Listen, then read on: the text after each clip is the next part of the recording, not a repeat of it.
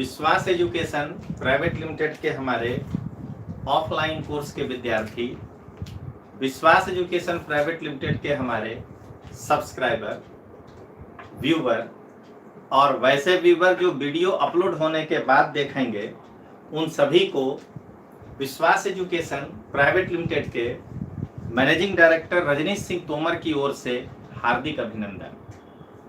दोस्तों, पिछले क्लास में हम लोग 1935 का एक्ट शुरू किए थे।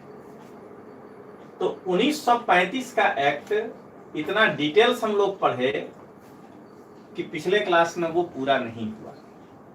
तो आज हम लोग जो बचा हुआ 1935 के एक्ट का प्रोविजन है वो पढ़ेंगे और उस एक्ट के आधार पर 1937 में जो चुनाव हुआ उस इलेक्शन का क्या रिजल्ट निकला उसको देखेंगे और तब कल के क्लास में जो है इसको खत्म करने का प्रयास करेंगे। तो 1935 के एक्ट में जो बचा हुआ रह गया वो था, हेडिंग दीजिए संघीय न्यायालय, फेडरल कोर्ट। फेडरल कोर्ट सबसे पहले इसकी स्थापना कहां की गई? तो इसकी स्थापना दिल्ली में की गई। तो लिखिए संघीय न्यायालय की स्थापना दिल्ली में की गई। संघीय न्यायालय की स्थापना दिल्ली में की गई। अब इस संघीय न्यायालय का स्ट्रक्चर क्या था? तो ये देखिए, एक मुख्य न्यायाधीश,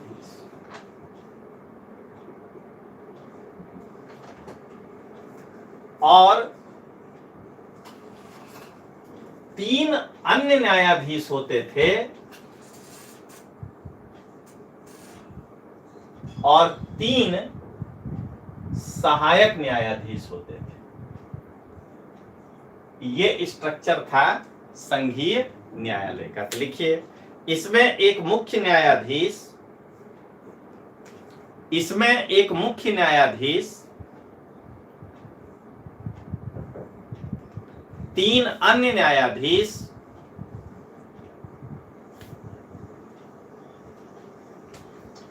एक मिनट जरा सा, और 2 सहायक न्यायाधीश होते थे, और 2 सहायक न्यायाधीश होते थे। टोटल 6 लोग होते थे। अब प्रश्न उठता है कि इनकी नियुक्ति कौन करता था? तो इनकी नियुक्ति ब्रिटिश क्राउन करता था। देख लीजिए, आज हम लोग कहते हैं भारत के राष्ट्रपति के द्वारा किया जाता है। ठीक है, कॉलेजियम व्यवस्था है, वो हम लोग देखेंगे, लेकिन अपॉइंटमेंट प्रेसिडेंट ऑफ इंडिया करता है। तो लिखिए, तो न्यायाधीशों की नियुक्ति ब्रिटिश क्राउन के बीच के द्वारा, ब्रिटिश क्राउन के द्वारा किया जाता था। अब ये कब तक अपने पद पर बने रहते थे? तो ये 65 वर्ष तक अपने पद पर बने रहते थे। लिखिए, ये न्यायाधीश 65 वर्ष तक अपने पद पर बने रहते थे। अब इस न्यायालय का जो आदेश आ गया, अब उस आदेश के विरुद्ध यदि आपको अपील करना है तो सम्राट की जो काउंसिल थी वहां, ब्रिटिश क्राउन की प्रीवी काउंसिल, वहां पर जाकर के आपको अपील करना है। यह प्रश्न कई बार परीक्षा में आता था। तो लिखिए, तो इस न्यायालय के आदेश के विरुद्ध, इस न्यायालय के आदेश के विरुद्ध प्रीवी काउंसिल में, इसको सपरिषद सम्राट भी बोलते हैं, प्रीवी काउंसिल में अपील की जा सकती थी।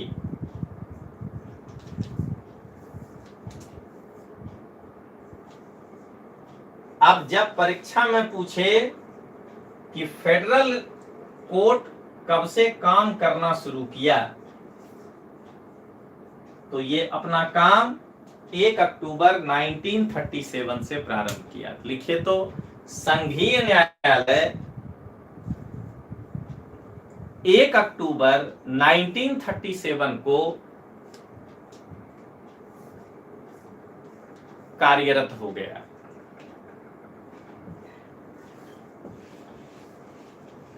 अगर हम इन चीजों को अभी देखें तो एक ये सहायक न्यायाधीश वाला बात जो है, बस यही एक आपको नया लगेगा।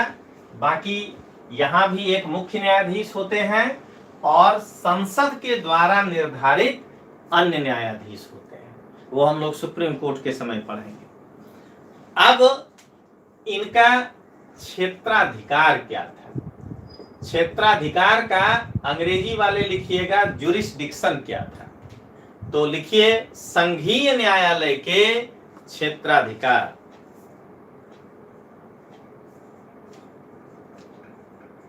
पहला, प्रारंभिक क्षेत्राधिकार,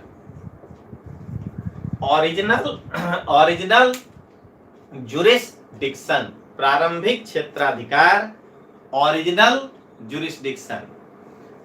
सुप्रीम कोर्ट में जब पहुंचेंगे तब और अच्छे से देखेंगे। अभी एक लाइन में समझना है कि इस क्षेत्राधिकार का प्रयोग करके जो केस सीधे सुप्रीम कोर्ट में सुना जाता है वो कहलाता है प्रारंभिक क्षेत्राधिकार।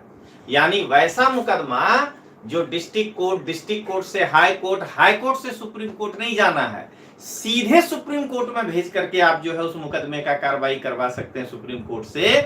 वैसे मुकदमे को हम, वैसे क्षेत्राधिकार को कहते हैं प्रारंभिक क्षेत्राधिकार, कि इसके अंतर्गत सुप्रीम कोर्ट को सीधे उस केस को सुनने का अधिकार है, थ्रू हाई कोर्ट नहीं है। ठीक है, तो अब जरा देखें कि ये कौन सा प्रारंभिक क्षेत्राधिकार होगा। तो देखिए, जब एक अखिल भारतीय संघ की स्थापना हो गई 1935 को याद करिए, तो यूनियन की स्थापना हुई, तो इसका मतलब कि इसमें कई प्रांत होंगे।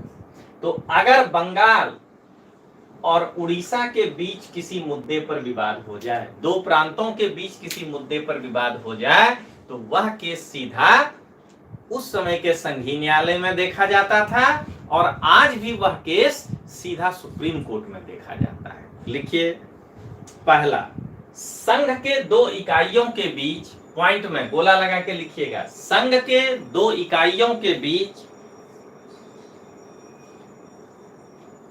संविधान की, यहां संविधान के ब्रैकेट में लिखिएगा अधिनियम की व्याख्या को लेकर प्रश्न या व्याख्या को लेकर मतभेद, एक केस हुआ। दूसरा केस यह भी हो सकता है कि अखिल भारत का जो निर्माण हुआ, अखिल भारतीय संघ का जो निर्माण हुआ, उसके और बंगाल के बीच कोई विवाद हो जाए। मान लीजिए कि ऐसा कोई राज्य सूची का विषय हो, प्रांतीय विषय जिसको कहिए, उस मुद्दे पर लेकर के अगर कानून संघ बनाने लगे, तो दोनों के बीच अगर विवाद हो जाए, केंद्र बनाने लगे, तो उसको कौन देखेगा। तो लिखिए, अखिल भारतीय संघ और प्रांतों के बीच अधिनियम की व्याख्या को लेकर मतभेद, अधिनियम की व्याख्या को लेकर मतभेद। तो इस दो स्थिति में सीधे सीधे इस केस को उच्चतम न्यायालय में हम आज भी लेकर जाते हैं और उस समय यह अधिकार फेडरल कोर्ट को दिया गया था। अब लिखिए दूसरा, अपीलीय क्षेत्राधिकार, एपीलेट जुरिस्डिक्शन, अपीलीय क्षेत्राधिकार। अगर आपका कोई केस उस समय मान लीजिए जैसे बंगाल हाई कोर्ट में है और वहां पर आपके विरुद्ध वो निर्णय चला गया, तो पहले तो हाई कोर्ट में लड़ना है, उससे पहले तो डिस्ट्रिक्ट कोर्ट में लड़ना है, उसके बाद हाई कोर्ट में लड़ना है। फिर अगर वहां भी आपके निर्णय के आपके विरुद्ध चला गया है निर्णय, तो हाई कोर्ट से प्रमाण पत्र लीजिए कि हाँ यह केस सुप्रीम कोर्ट में जा सकता है। आज ऐसा नहीं है, आज दो है, प्रमाण पत्र लेकर के भी आप जा सकते हैं और विशेष इजाजत जिसको कहते हैं उच्चतम न्यायालय से लेना, तो विशेष इजाजत लेके भी आप अपील कर सकते हैं, वो हम उसमें पढ़ाएंगे दोबारा। लेकिन इस समय अपील करने के पहले आपको उच्च न्यायालय का प्रमाण पत्र लेना जरूरी है। लिखिए इस चीज को, उच्च न्यायालय से प्रमाण पत्र लेकर किसी भी अधिनियम की व्याख्या के प्रश्नों पर सुनवाई, अधिनियम के किसी भी व्याख्या के प्रश्नों पर सुनवाई,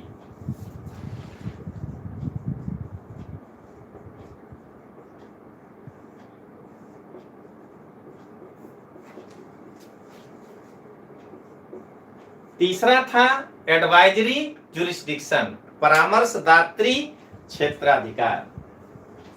ये आज भी भारत के राष्ट्रपति को है कि किसी भी संवैधानिक मुद्दे पर या वैधानिक मुद्दे पर अगर राष्ट्रपति को ऐसा लगता है कि सुप्रीम कोर्ट से सलाह लेना चाहिए, तो आज भी राष्ट्रपति उच्चतम न्यायालय से सलाह मांगता है।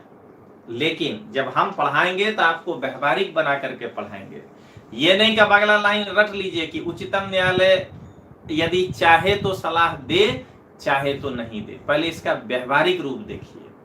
आप अगर किसी व्यक्ति से सलाह मांगते हैं, सलाह ऑर्डर नहीं दे रहे हैं, तो क्या उस व्यक्ति के ऊपर ये लागू होता है नियम कि वो आपको सलाह दे ही दे, उसकी मर्जी? तो वैसे ही राष्ट्रपति अगर सुप्रीम कोर्ट से सलाह मांगा है तो सुप्रीम कोर्ट की मर्जी, अगर वो चाहे तो दे सकता है, चाहे तो नहीं दे सकता है। फिर देखिएगा, हम पीठ हिला के रखते हैं, उच्चतम न्यायालय यदि कोई सलाह दे तो राष्ट्रपति मानने के लिए बाध्य नहीं है। अरे भाई, आप अगर किसी आदमी से सलाह मांगे, वो अगर आपको कोई सलाह दिया तो आपके गर्दन पे बैठ जाएगा, कब इसको मानना पड़ेगा, मेरी मर्जी, हम उसका सलाह माने या नहीं माने। तो वैसे ही राष्ट्रपति की इच्छा कि वो उसका सलाह माने या नहीं माने। देखते हैं ना, व्यवहारिक नॉलेज के आधार पर अगर पढ़िएगा संविधान तो आपको याद कम करना पड़ेगा। जीरो तो किसी चीज में नहीं होता है, लेकिन याद कम करना पड़ेगा, और नहीं तो फिर वही पीठ हिला हिला कर रटिएगा और बार बार भूलिएगा। तो यहाँ पर राष्ट्रपति के जगह पर कौन आएगा? वायसराय। कि वायसराय को अगर किसी मुद्दे पर सलाह लेना हो तो वो संघीय न्यायालय से सलाह लेगा, और फिर वही देना नहीं देना अपनी मर्जी है। लिखिए इस चीज को, वायसराय जब चाहे किसी भी मुद्दे पर या किसी भी मामलों पर संघीय न्यायालय से परामर्श मांग सकती है, सलाह मांग सकती है। ये आपका संघीय न्यायालय की प्रक्रिया हुई। अब इसके पहले मुख्य न्यायाधीश कौन थे? सर मॉरिस ग्वेयर इसके पहले थे मुख्य न्यायाधीश। तो लिखिए, संघीय न्यायालय के प्रथम मुख्य न्यायाधीश सर मॉरिस ग्वेयर थे।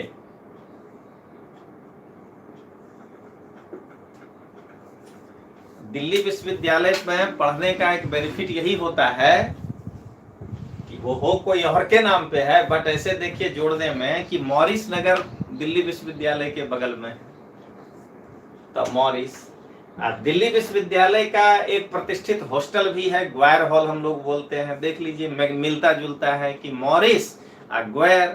तो क्या कहते हैं?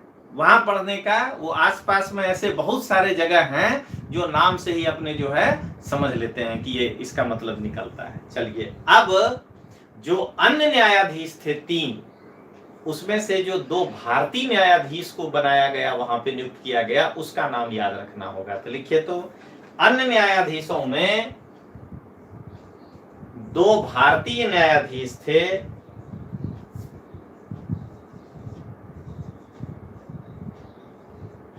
मुकुंद रामाराव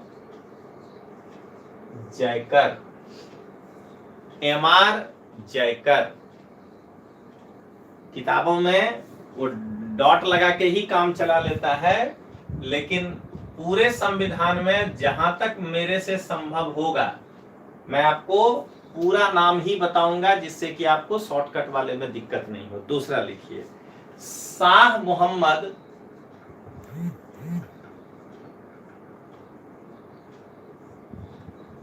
सुलेमान।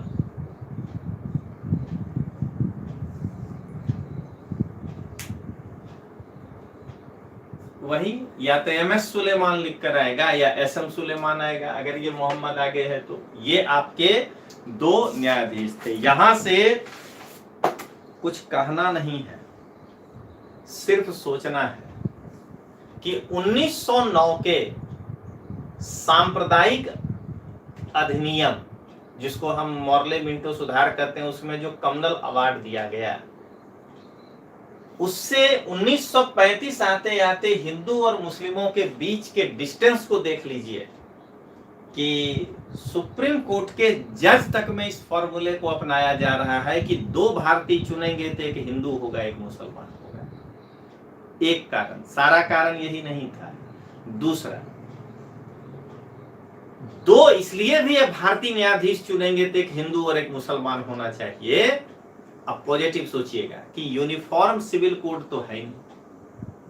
जब एक समान सिविल संहिता नहीं है तो मुस्लिमों के जो है उत्तराधिकार से संबंधित, तलाक से संबंधित अगर कोई मुद्दा आएगा तो उसके लिए एक हमारे पास उस धर्म के लोग होने चाहिए। और इस समय हिंदुओं का भी अपना था, वो तो हिंदू कोड बिल आजादी के बाद में आएगा, पहले इनके लिए भी, अपने लिए भी अलग से था।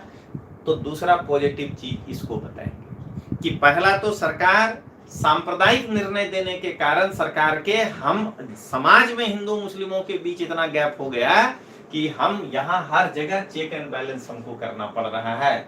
और दूसरा पॉजिटिव कहेंगे कि चूंकि अभी एक समान सिविल संहिता लागू नहीं हुआ है तो अलग अलग 2 न्यायाधीश अलग अलग धर्मों के होंगे, तो ही जो है उनके सिविल अधिकारों पर जो है चर्चा हो सकेगी।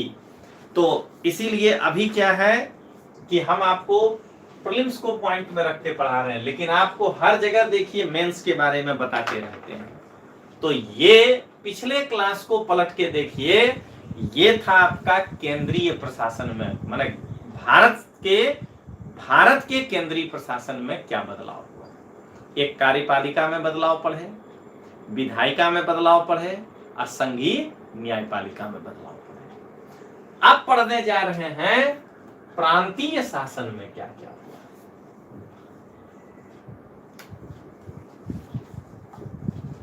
इसी तरह का बदलाव वहां भी होगा। प्रांतीय शासन में क्या हुआ, सबसे पहला तो ये हुआ कि बर्मा को भारत से अलग कर दिया। बनाना था बर्मा को प्रांत, और बर्मा को भारत से अलग कर दिया। तो लिखिए, इस अधिनियम के द्वारा,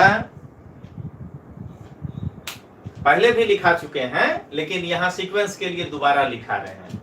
बर्मा को भारत से अलग कर दिया गया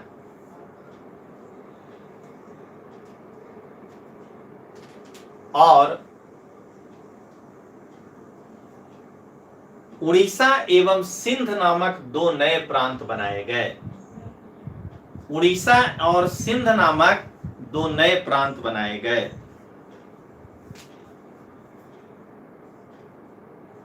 अब अगला पॉइंट, प्रत्येक प्रांत में एक कार्यपालिका यानी वायसराय के जगह पर गवर्नर हो जाएगा यहां, और एक विधानमंडल। आज जैसे कुछ राज्यों में विधान मंडल के अंदर विधानसभा और विधान परिषद दोनों है, जिसमें मेरा खुद का गृह राज्य बिहार, और कुछ राज्यों में विधान मंडल में केवल एक ही सदन है विधानसभा, जैसे कि मेरा कर्म भूमि गुजरात। तो यहाँ पर जो है एक हाउस है। अब फिर आपको आगे देखेंगे कि इसका विधान परिषद का गठन कैसे होता है, वो जब हम लोग वहां पढ़ेंगे। लेकिन अभी क्या कहेंगे, विधान मंडल कहीं 2 सदनों वाली होगी, कहीं 1 सदनों वाली होगी। तो लिखिए इस चीज को, प्रत्येक प्रांत में एक कार्यपालिका और विधान मंडल की व्यवस्था की गई थी।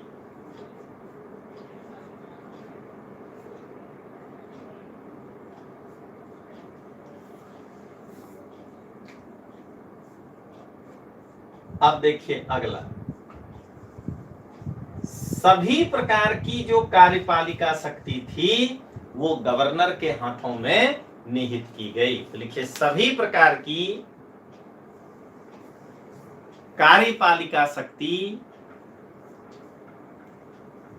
गवर्नर के हाथों में निहित की गई।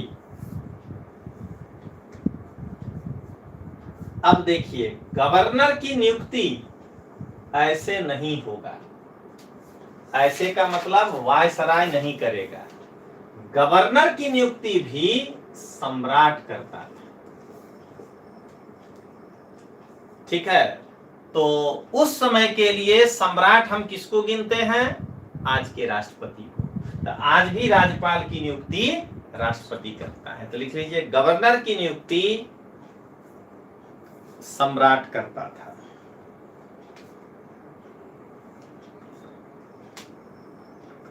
अगला पॉइंट देखिए, लेकिन अभी जो स्थिति है राज्यपाल का, उसमें क्या पढ़ते हैं कि वह राष्ट्रपति के प्रसाद पर्यंत पद धारण करता है। जरा इस शब्द को पकड़िएगा कि प्रसाद मिल रहा है राष्ट्रपति का, जैसे भगवान का प्रसाद मिलता है। तब प्रसाद कब तक मिलेगा, तो भगवान की इच्छा पे निर्भर करता है, इसीलिए राष्ट्रपति की इच्छा पे निर्भर करता है। लेकिन अब राष्ट्रपति तानाशाह नहीं हो जाए, इसलिए हमने कहा कि उनकी इच्छा नहीं चलेगी, नहीं तो वो तानाशाह हो जाएंगे। मंत्री परिषद के सलाह पर जो है वो प्रसाद देते रहेंगे। जब तक मंत्री परिषद के, ऐसे समझना है, लोटे में प्रसाद है, तब तक राष्ट्रपति आपको डालते रहेंगे। आज अगर आप गवर्नर हैं तो अगर मंत्री परिषद के लोटे में जो है प्रसाद खत्म हो गया तो प्रसाद खत्म। अंग्रेजी मीडियम वाले को इतना दिमाग नहीं लगाना है। By the pleasure of president, जब तक प्रेसिडेंट खुश है तब तक आप राष्ट्रपति हैं। प्रसन्नता गई तब तक आप गवर्नर हैं, प्रसन्नता गई गवर्नरी पद गया। लेकिन यहां ऐसा नहीं था। यहां पर इसको 5 साल के लिए इसको भी दिया गया था। यही चेंज है अभी के संविधान में। लिखिए, गवर्नर का कार्यकाल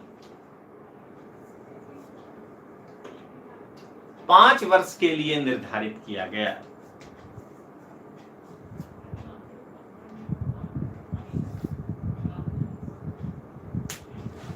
अब जरा सुनिएगा, जैसे वायसराय को सहायता देने के लिए एक मंत्री परिषद थी, वैसे ही प्रत्येक प्रांतों में गवर्नर को सहायता देने के लिए एक मंत्री परिषद का गठन किया गया।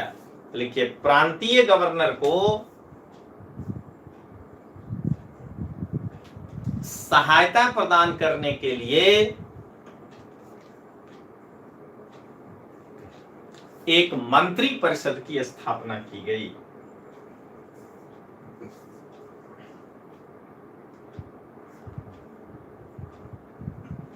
अब गवर्नर मनमानी ना करे, इसके लिए कहा गया कि इस विधान मंडल में जिसको बहुमत होगा, अगर एक हाउस है तो विधान मंडल का मतलब विधानसभा, और अगर 2 हाउस है तो विधानसभा, विधान परिषद नहीं। तो कहा गया कि विधानसभा में जिसको बहुमत होगा उसी व्यक्ति को मंत्री बनाया जाएगा। यानी वही वो मुख्यमंत्री चुने जाएंगे और उनके लिस्ट पे गवर्नर मंत्रियों को नियुक्त करेगा। तो लिखिए, प्रांतीय विधानसभा में प्रांतीय विधानसभा में बहुमत प्राप्त व्यक्ति को मंत्री बनाया जाता था।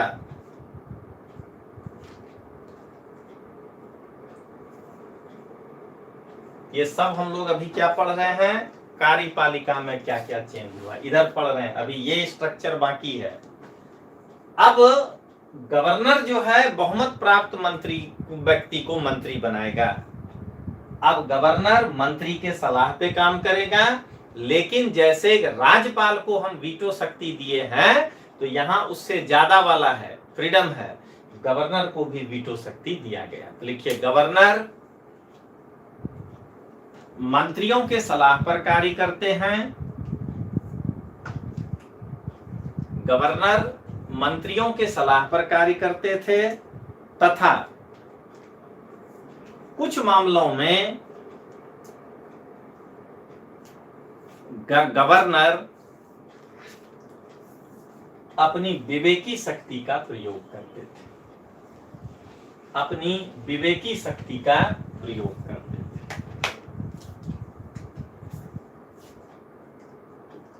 अब जरा हेडिंग दीजिए, प्रांतीय विधानमंडल।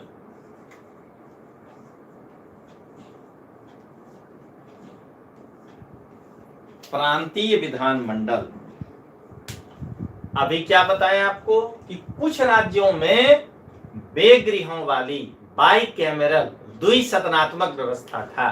तो सबसे पहले उस राज्य का नाम जाने जहां का प्रांतीय विधानमंडल 2 सदनों वाली हो। लिखिए तो इस चीज को, मद्रास, बंबई,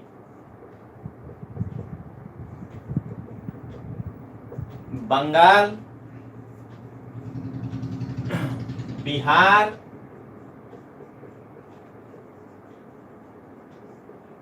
संयुक्त प्रांत और असम में, मैंने 6 प्रांत ऐसे थे 11 में से, और असम में प्रांतीय विधानमंडल को द्विसदनात्मक रखा गया, द्विसदनात्मक रखा गया।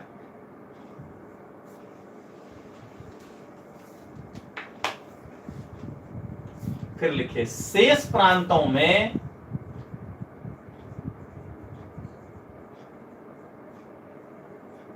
एक सदनात्मक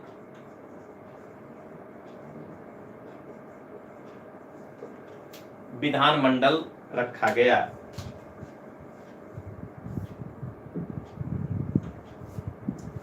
अब देखिए जरा, जहां 2 सदन था वहां निम्न सदन को विधानसभा कहा गया और उच्च सदन को विधान परिषद कहा गया। देखिए जरा इसको कैसे हम प्रश्न बनाते हैं। 1935 के संदर्भ में निम्न कथनों पर विचार करें। पहला, 1935 के संदर्भ में निम्न कथनों पर विचार करें। सुनिएगा, केंद्र में ऊपरी सदन को राज्य परिषद कहा जाता था। अभी मेरा मूड है सही लाइन बोलने का। और जबकि प्रांतों में ऊपरी सदन विधान परिषद का होता था। ठीक है, अगर इसको हमको गलत करना है तो कहेंगे केंद्र के विधानमंडल में 2 सदन थे, अब अकेला बनाते हैं, केंद्रीय विधानसभा और केंद्रीय विधान परिषद, राज्य परिषद हटा देंगे। जबकि प्रांतीय विधानमंडल में निम्न सदन विधानसभा और उच्च सदन, देखिए फिर गलत कर रहे हैं, प्रांतीय विधान परिषद कहलाता था, क्योंकि ऊपर हम कह दिए थे केंद्रीय विधान परिषद। ये स्टेटमेंट ही पूरा गलत हो गया। दूसरा स्टेटमेंट भी देखिए अब गलत कहते हैं। 1935 के अधिनियम के अंतर्गत सभी प्रांतों के विधानमंडल को द्विसदनात्मक रखा गया था, 6 को ही द्विसदनात्मक रखा गया था जो आप पढ़े। तो ऐसे करके जो पढ़ा रहे हैं ना, ये ऑब्जेक्टिव प्रश्न आपको बनेगा। और इस चैप्टर में वह इसीलिए इतना समय लिए कि ये मॉडर्न इंडिया पॉलिटी में कई जगह ये आपको जो है मदद करेगा। चलिए अब देखें कितने सीट ये कैसे बता दें। 11 प्रांत था। आज भी उसके लिए अलग से लिस्ट रखते हैं, बट कहीं ऐसा नहीं लिखा है कि इस राज्य में इतना, इस राज्य में इतना, वो हम लोग अलग से लिस्ट में याद करते हैं। लिखा होता है अधिकतम और महत्तम।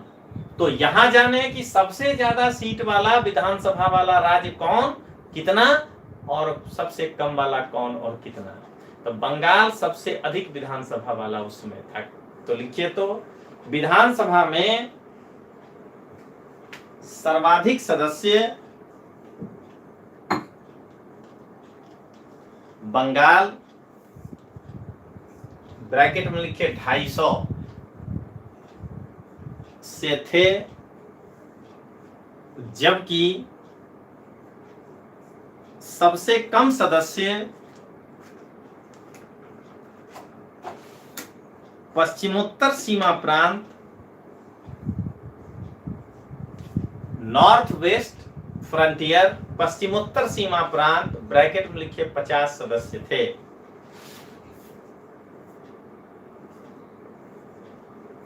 अब इसी तरह जो 6 राज्य थे जहां 2 हाउस था, तो उसमें विधान परिषद में सबसे ज्यादा वाला कौन और सबसे कम वाला कौन। तो विधानसभा में अगर बंगाल था तो विधान परिषद भी वही न होगा, क्योंकि जब हम पढ़ते हैं संविधान तो हम क्या कहते हैं कि विधानसभा के सीटों से 1/3 से कम नहीं, ज्यादा नहीं होना चाहिए। तो फिर 1/3 के ही रेशियो में होगा। तो चूंकि 250 है सबसे ज्यादा बंगाल में, तो सबसे ज्यादा वही विधान परिषद। अब कम में सुनिएगा, कम में नॉर्थ वेस्ट फ्रंटियर नहीं होगा, क्योंकि 6 ही में तो था ना।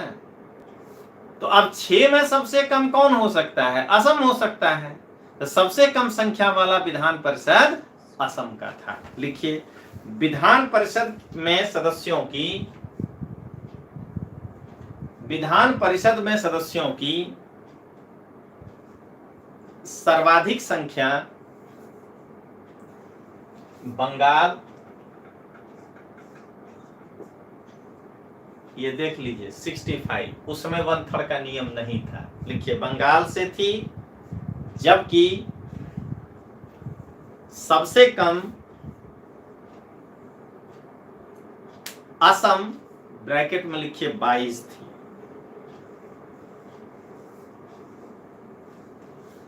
अब विधानसभा में जो चुनाव किया जाता था वो एडजेक्ट आज जैसे चुनाव होता है वैसे ही, खाली वोटर बहुत कम था। वही था, इतना मालगुजारी भरेगा, इतना जो भाड़ा भरता होगा, जो इतना इनकम टैक्स भरता होगा, तो उससे थोड़ा मताधिकार कम था, लेकिन 1909 के तुलना में बहुत ज्यादा था। लिखिए, तो विधानसभा के लिए चुनाव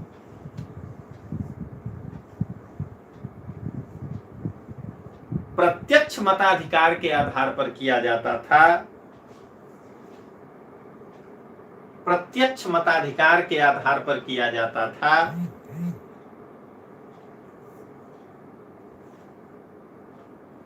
परंतु अब ये अलग अलग प्रांतों में अलग अलग था। तो लिखिए, परंतु मताधिकार भिन्न भिन्न प्रांतों में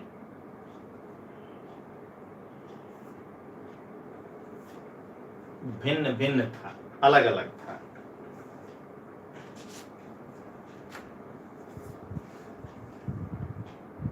अब देखें क्या नियम था न्यूनतम मालगुजारी का। अभी बताए मैंने जमीन का किराया किसान कितना देता है, न्यूनतम किराया का नियम था। लिखिए, न्यूनतम मालगुजारी, ये सब ऑब्जेक्टिव प्रश्न आया हुआ है। न्यूनतम मालगुजारी तथा न्यूनतम मकान किराए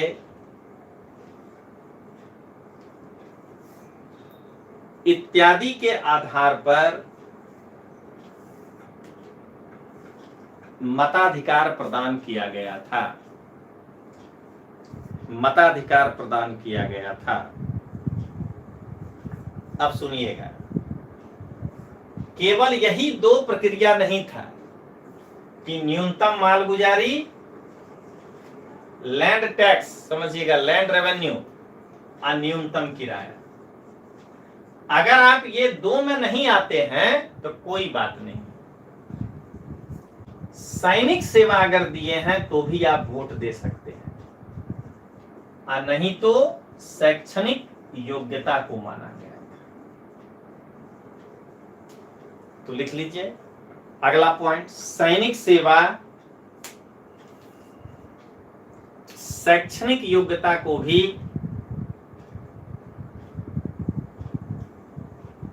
मताधिकार का आधार माना गया, मताधिकार का आधार माना गया।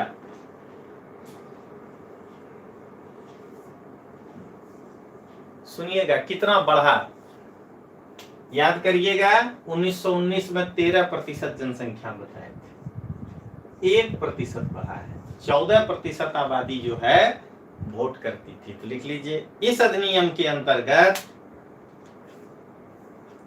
14% जनसंख्या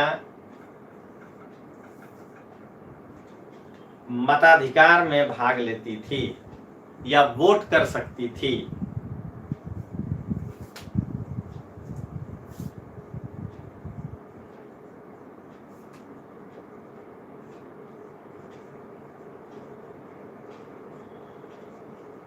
अब देखिए, जो सेपरेट इलेक्टोरल दिया गया था,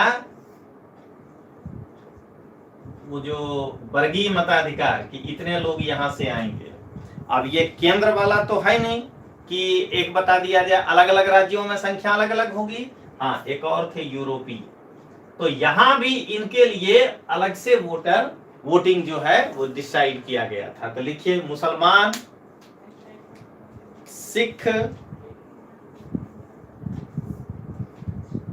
एंग्लो इंडियन, भारतीय ईसाई, गुजराती में ख्रिस्ती बोलते हैं, भारतीय ईसाई,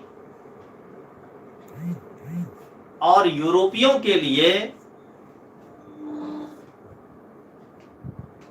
अलग से मताधिकार प्रदान किया गया था।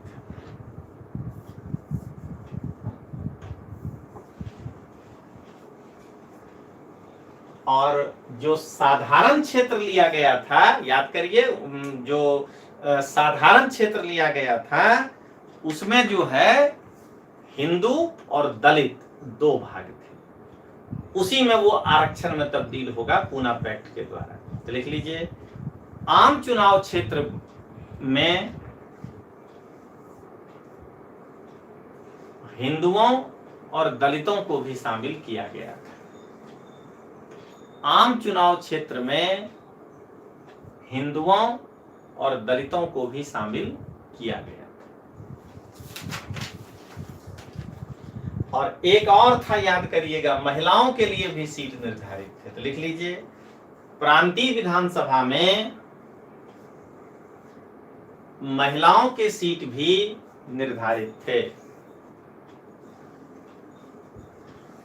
एक साल मेंस में प्रश्न पूछा था कि यद्यपि भारतीय संविधान विश्व के कई संविधानों के अनुभवों पर आधारित है, परंतु इसका मुख्य आधार 1935 का एक्ट है। जरा अब सोच करके देखिए कि क्वेश्चन कितना आसान है। इसके लिए हाउ टू राइट की आवश्यकता नहीं है, वो सीधा कह रहा है कि कुछ पॉइंट बताना है जो अलग अलग देश के संविधान से लिया गया है, और उसके बाद जितना भी बताए और हम साथ में आपको कोरिलेट किए कि देखिए ये राष्ट्रपति के लिए है, ये राज्यपाल के लिए है, आपको ये दिखा देना है कि देखिए ज्यादातर पार्ट जो है मुख्यतः ये 1935 पर आधारित था। तो इस तरीका से अगर आपका प्रीलिम्स का तैयारी बढ़िया है तो आप मेंस के लिए भी अच्छा कर सकते हैं। चलिए अब आगे बढ़े हम लोग। अब इनका कार्यकाल कितना रखा गया, तो वही 5 साल रखा गया। तो लिखिए विधान सभा के सदस्यों का कार्यकाल, क्योंकि फिर विधान परिषद का अलग होगा, लिखिए विधानसभा के सदस्यों का कार्यकाल 5 वर्ष के लिए निर्धारित किया गया।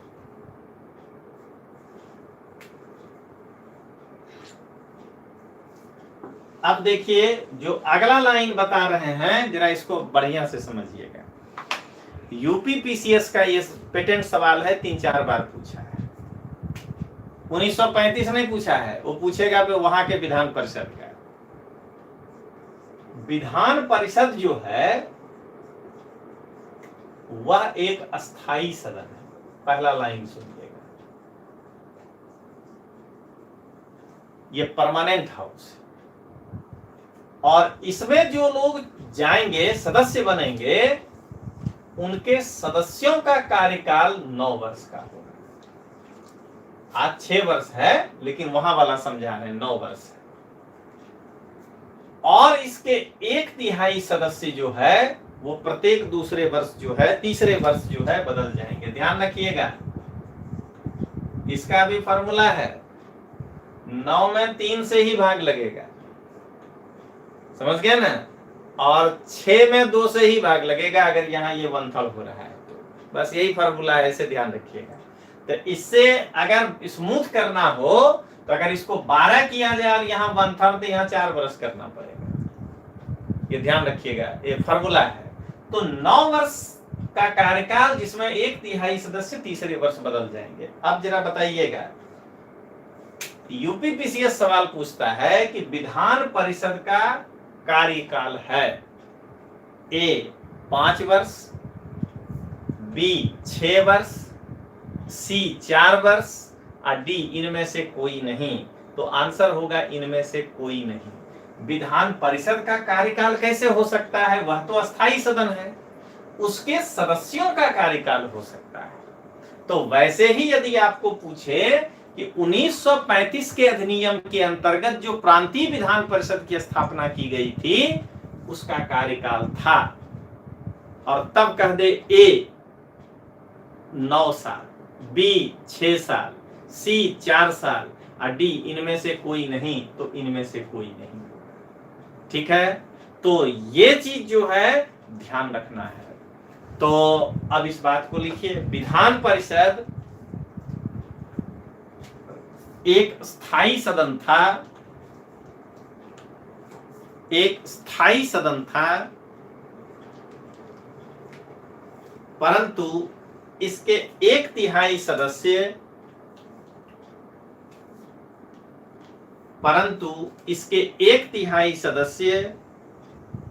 प्रत्येक तीसरे वर्ष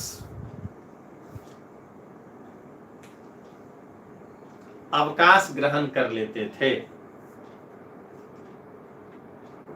अवकाश ग्रहण कर लेते थे।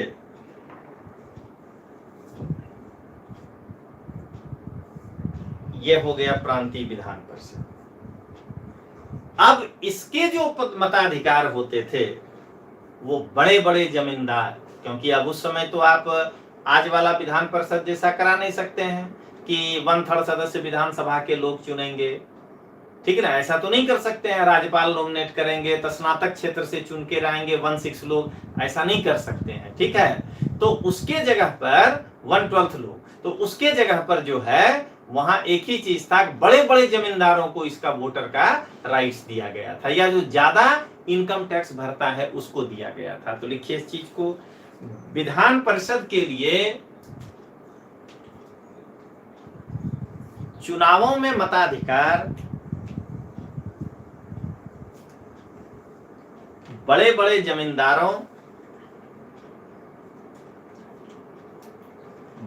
जमींदारों,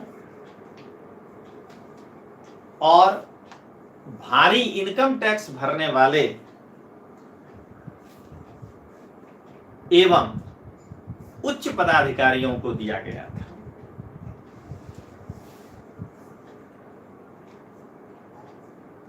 अब याद करिए, देखिए ऐसे याद रखना है, 1/3, 1/6, 1/12, 1/12। अभी समझा देते हैं, ये दोनों मिलकर कितना हो जाएगा? 1/6। ऐसे करके अपने समझेंगे, ठीक है।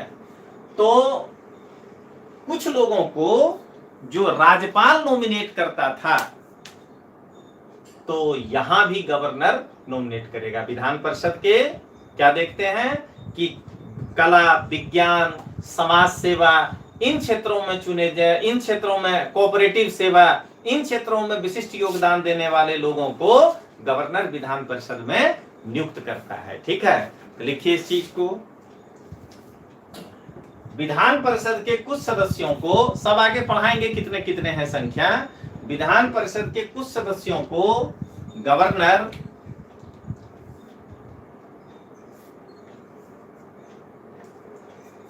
मनोनीत करता था, निम्नुक्त करता था, नॉमिनेट करता था। लेकिन यहां पर नॉमिनेशन उनकी विवेकी शक्ति थी। कला, साहित्य, विज्ञान, समाज सेवा या सहकारी सेवा नहीं था। लिख लीजिए, गवर्नर मनोनीत सदस्यों को अपनी विवेकी शक्ति के आधार पर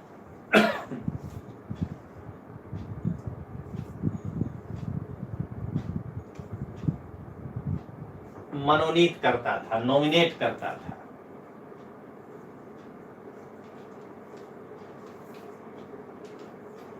अब सेकंड लास्ट लाइन इसका लिखेंगे, यहां भी जो मंत्री थे वो विधानसभा के प्रति उत्तरदायी थे। विधानसभा अविश्वास प्रस्ताव के द्वारा मंत्रियों को हटा सकता था। लिखिए, विधानसभा अविश्वास प्रस्ताव के द्वारा मंत्रियों को हटा सकता था।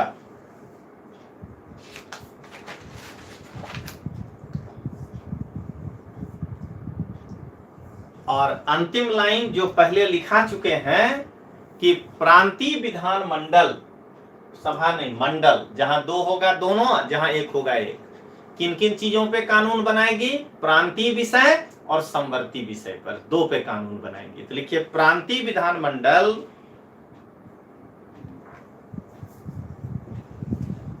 प्रांतीय विषय तथा समवर्ती सूची पर कानून बना सकती है।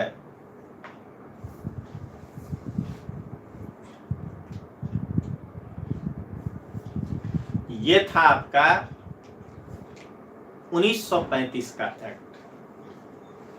अब अगर इस क्या कहते हैं भारत शासन अधिनियम को या भारत सरकार अधिनियम को अगर समराइज करना हो तो हम कैसे करेंगे? तो ऐसे एक हेडिंग दीजिए, भारत शासन अधिनियम।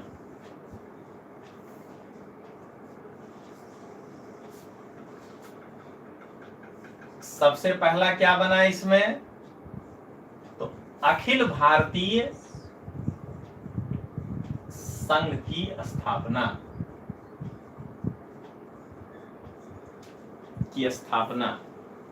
तो ऐसा पहला लगाइए, अखिल भारतीय संघ की स्थापना।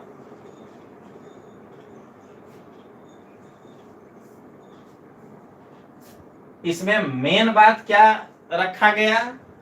तो इसमें मेन रखा गया केंद्र राज्य संबंध, केंद्र एवं प्रांतों का संबंध। अब वो डिटेल्स में नहीं जाएंगे, संबंध क्या था तो याद करिए, प्रांतीय विषय, समवर्ती सूची, ये सब क्या था? दोनों के बीच के रिलेशन को बतलाया गया। तो उसके नीचे लिखिए, केंद्र एवं प्रांतों का संबंध।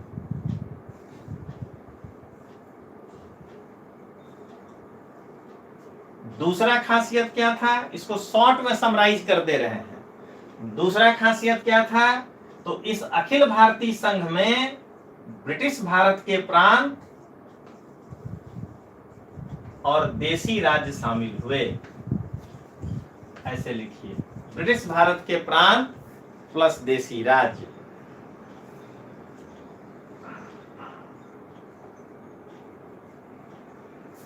अगला हाइलाइटर, 11 में से 6 प्रांतों में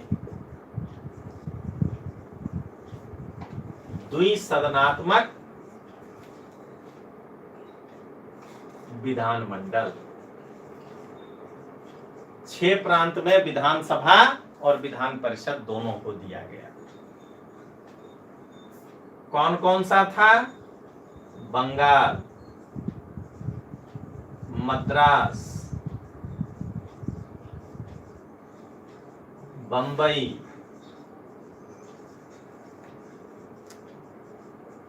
संयुक्त प्रांत, बिहार,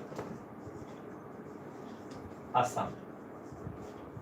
ये इसका दूसरा हाइलाइटर था जो क्वेश्चन पूछ रहा है। तीसरा जो लिखा, पढ़ाते समय नहीं लिखा है, जब आप पढ़ रहे थे केंद्र, तो वहां वायसराय की एक कार्यकारिणी थी, ठीक है ना, जो रक्षित विषयों पे काम करती थी।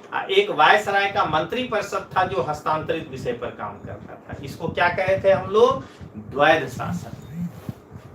प्रांतों में ऐसा आपको नहीं पढ़ा है कि गवर्नर की एक कार्यकारिणी थी, 1935 में नहीं पढ़ा है, और एक गवर्नर मंत्री नियुक्त करता था। तो तीसरा हाइलाइटर है इसका कि प्रांतों में द्वैध शासन समाप्त। द्वैध शासन समाप्त।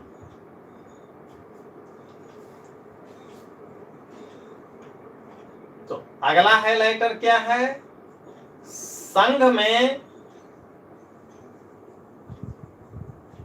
द्वैध शासन प्रारंभ, वो जारी रहा, उसमें कोई परिवर्तन नहीं हुआ।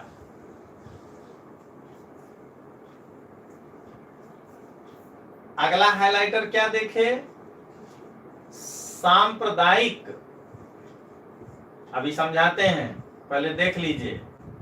प्रतिनिधियों का विस्तार, माने भारतीय ईसाई भी, एंग्लो इंडियन भी, ठीक है ना, मुस्लिम भी, सिख भी, महिला भी, क्या देख रहे हैं, यूरोपियन भी। क्या हो गया? इसको कहते हैं सांप्रदायिकता। तो सांप्रदायिक प्रतिनिधियों का विस्तार, लिखिए सांप्रदायिक प्रतिनिधियों का विस्तार। अगला हाइलाइटर क्या था? लोक सेवा आयोग। अब सुनिएगा, स्थापना तो पहले ही हो चुका है, लेकिन इसमें उसको मजबूत किया गया। सुदृढ़ीकरण, मजबूती।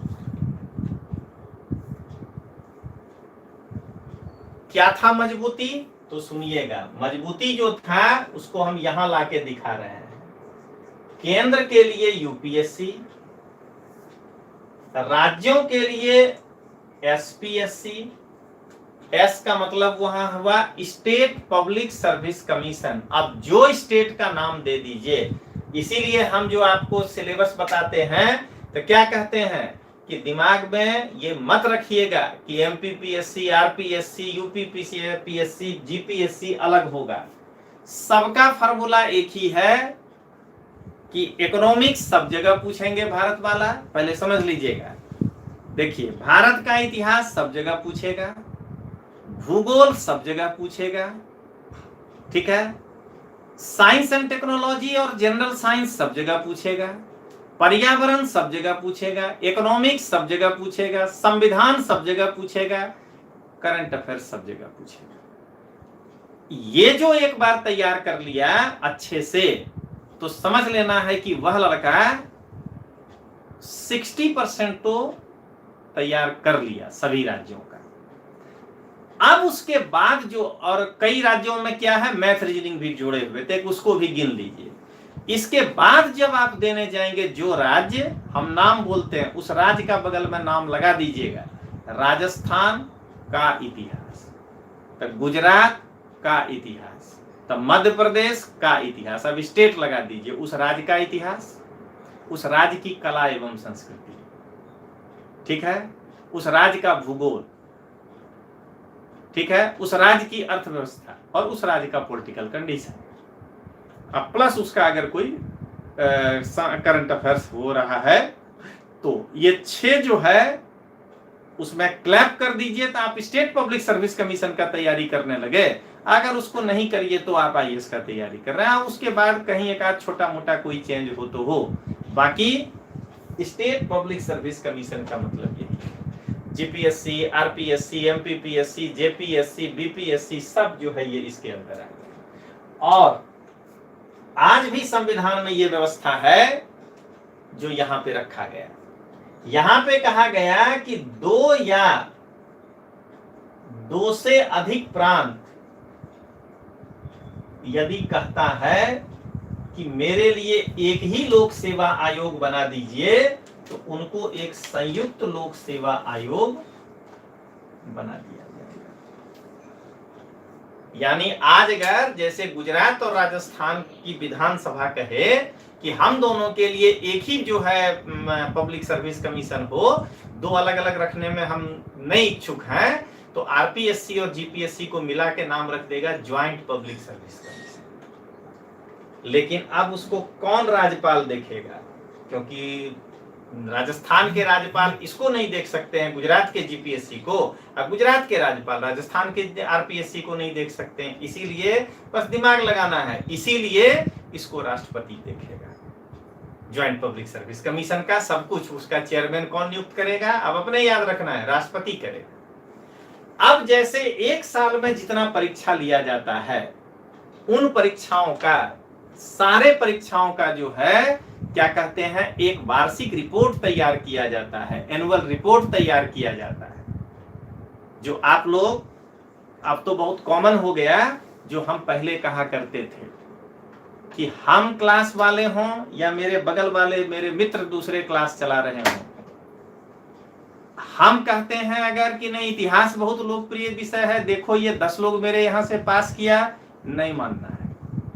बगल वाला कहता है नहीं नहीं भूगोल से बहुत लोग पास किया, देखो ये है हमारे यहां से इतने लोग पास किए, नहीं मानना है।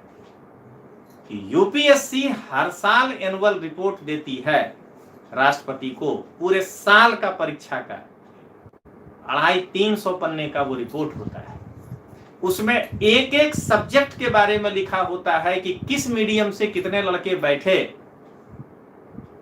ध्यान दीजिएगा, किस मीडियम से कितने लड़के बैठे, तो आप देख लीजिए। और उसमें यहां तक दिया होता है कि किस मीडियम का, किस विषय का सफलता का प्रतिशत क्या है। तो उस लिस्ट को ध्यान में देखिए, तब आपको पता लग जाएगा कि क्या है। कई बार देखिएगा हिंदी माध्यम के छात्र कहते हैं मेरा रिजल्ट नहीं आता है। कभी ना, प्रीलिम्स में आप कितने पास किए पहले उसको देखिएगा। प्रीलिम्स में ही हम लोग 2500 पास होते हैं, उसका जरा निकाल के देखिए मेंस में कितने लोग पास होते हैं, तो वही प्रतिशत निकलेगा जो इंग्लिश मीडियम का प्रीलिम्स में जितना पास करता है उसके सामने जो इंटरव्यू देने जाता है। हम पहले प्रीलिम्स ही नहीं पास कर पा रहे हैं। अगर हमारा संख्या ज्यादा हो जाए, कारण बहुत है, लड़कों की केवल गलती नहीं है, कारण बहुत है, ट्रांसलेशन भी उसमें से एक कारण है, लेकिन हम उसमें ही नहीं आ पा रहे हैं, तो हम आगे कैसे बढ़ेंगे। तो एनुअल रिपोर्ट सबसे इंपॉर्टेंट होता है। और हम लोग इसीलिए ऑफलाइन भी जब क्लास चलाए तो क्लास में अपने बच्चे को यही कहे, बाहर का हवा नहीं लेना, एनुअल रिपोर्ट आएगा, मैं तुम्हें दूंगा एनुअल रिपोर्ट। और मैं हर बार अपने प्रोस्पेक्टस में डालता था और कहता था अब देखो कि किस विषय से कौन लोग पास हो रहे हैं, तुमको पता लग जाएगा। उसमें देता है कि बीए पास कितने बैठे थे, कितने प्रतिशत पास हुए, इंजीनियर कितने बैठे थे, कितने पास हुए, तब आपको पता चलेगा कि रिजल्ट कहां से आ रहा है। हम 20 आगे के लड़कों को देखकर पूरे यूपीएससी को जज नहीं कर सकते। इसीलिए हाँ, टॉपर नहीं हो रहे हैं, ये अलग मुद्दा है। तो क्या देख रहे हैं आप कि एनुअल रिपोर्ट जो होगा संयुक्त लोक सेवा आयोग का, वो एनुअल रिपोर्ट किसको पेश करेगा? राज्यपाल को करेगा। हाँ, दोनों राज्यपाल को, राजस्थान वाला वो संयुक्त लोक सेवा आयोग राजस्थान के राज्यपाल को रिपोर्ट दे देगा, और गुजरात वाला जो है रिपोर्ट उसको देगा, और वह राज्यपाल अपने अपने विधानसभा में वो रिपोर्ट करेगा। देख लीजिए 1935 के एक्ट में था कि ये लिख डालिए, लोक सेवा आयोग का सुदृढ़ीकरण, उसमें लिखिए यूपीएससी, उसके नीचे लिखिए स्टेट पब्लिक सर्विस कमीशन, राज्य लोक सेवा आयोग, उसके नीचे लिखिए 2 या 2 से अधिक प्रांतों के अनुरोध पर, 2 या 2 से अधिक प्रांतों के अनुरोध पर संयुक्त लोक सेवा आयोग की स्थापना, संयुक्त लोक सेवा आयोग की स्थापना। अब आइए अगला क्या किया गया, रिजर्व बैंक की स्थापना।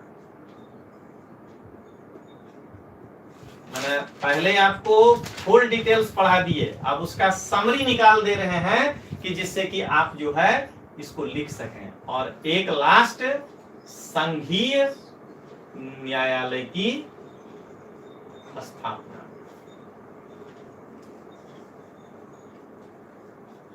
अब जरा इसको एक बार समराइज कर लीजिए कि 1935 के एक्ट का हाइलाइट्स क्या क्या है। तो पहला है, एक अखिल भारतीय संघ की स्थापना की गई जिसमें ब्रिटिश भारत के प्रांत और देशी राज्यों को शामिल किया गया। देशी राज्यों को स्वेच्छा से शामिल होने का छूट दिया गया था। दूसरा, केंद्र और प्रांतों के बीच संबंधों को डिफाइन किया गया, जिसके अंतर्गत जो आज हम लोग पढ़ते हैं संघ सूची, राज्य सूची, समवर्ती सूची, वैसे ही वहां भी केंद्रीय सूची, प्रांतीय सूची और समवर्ती सूची और अवशिष्ट सूची वायसराय के अधीन रखा गया था। उसके बाद हम क्या पढ़े, 11 में से 6 प्रांतों में द्विसदनात्मक विधानमंडल यानी विधानसभा और विधान परिषद। उसमें बंगाल, मद्रास, बंबई, संयुक्त प्रांत का मतलब हुआ उत्तर प्रदेश उस समय, बिहार और असम, और बाकी प्रांतों में एक सदनात्मक विधानसभा हुआ करती थी। उसके बाद हम क्या पढ़े, प्रांतों में द्वैध शासन समान। जिस प्रकार से संघ में जो है, देखिए द्वैध शासन प्रारंभ, जिस प्रकार से संघ में वायसराय की एक कार्यकारिणी होती थी जो रक्षित विषयों पर निर्णय लेती थी और एक हस्तांतरी विषय होता था जिस पर कि मंत्रियों के माध्यम से वो काम करता था, ऐसा प्रांतों में समाप्त कर दिया गया। फिर क्या पढ़े, सांप्रदायिक प्रतिनिधियों का विस्तार किया गया। अब मुस्लिम ही केवल नहीं रहे, मुस्लिम, सिख, एंग्लो इंडियन, भारतीय ईसाई, यूरोपीय, महिला, सभी लोगों को इसमें जो है शामिल किया गया। इससे क्या निकला कि सांप्रदायिक प्रतिनिधियों का विस्तार किया गया। लोक सेवा आयोग को मजबूत किया गया। क्या किया गया, तो एक बनाया गया यूनियन पब्लिक सर्विस कमीशन, इसको जो है हम लोग संघ लोक सेवा आयोग कहते हैं। दूसरा क्या बनाया गया, राज्य लोक सेवा आयोग, स्टेट पब्लिक सर्विस कमीशन। और तीसरा रखा गया कि यदि 2 या 2 से अधिक प्रांत कहता है कि मेरे लिए एक संयुक्त सेवा आयोग, लोक सेवा आयोग बना दीजिए, तो उनके लिए एक संयुक्त लोक सेवा आयोग की स्थापना कर दी गई। अगला क्या देखे, तो एक रिजर्व बैंक की स्थापना की गई। नाम था उसका केंद्रीय बैंक, हम पढ़ाए थे, लेकिन परीक्षा में प्रश्न ऐसे ही आता है कि भारत में रिजर्व बैंक किस अधिनियम के अंतर्गत स्थापित किया गया था। तो भारत शासन अधिनियम 1935 के अंतर्गत यहाँ पे एक रिजर्व बैंक की स्थापना की गई। उसी प्रकार नाम तो था संघीय न्यायालय, फेडरल कोर्ट, लेकिन अगर कहता है आपको कि जरा बताइए सुप्रीम कोर्ट की स्थापना, जिसको जो आज के नेचर में सुप्रीम कोर्ट है, वो किस अधिनियम के अंतर्गत स्थापित किया गया, तो कहेंगे भारत सरकार अधिनियम 1935 के अंतर्गत स्थापित किया गया। ये जो है हमारा 1935 का एक्ट था। अब इस 1935 के एक्ट पर मोहम्मद अली जिन्ना का एक स्टेटमेंट और जवाहरलाल नेहरू का एक स्टेटमेंट दे करके डैश में लिखेंगे जो प्रश्न आता है। तो हेडिंग दीजिए प्रमुख कथन, इंपॉर्टेंट स्टेटमेंट्स।